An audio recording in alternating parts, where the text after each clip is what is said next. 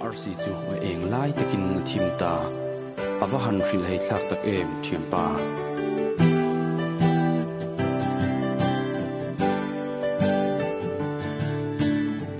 zum kho nuat kan tor thiam lo ilen rual ten kan ngai thiam lo shil kan hei biang a luai thi hul lo ilim tha thi rin lim zai kan vo thei lo vang ko kong khara chuan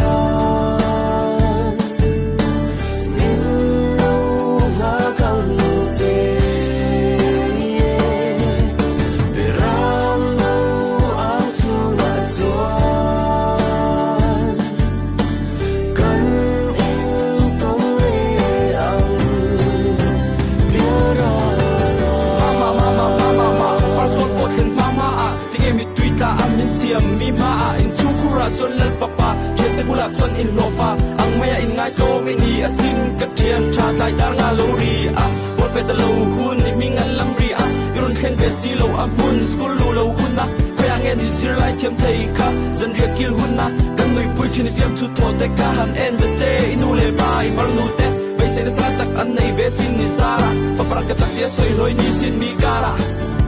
mam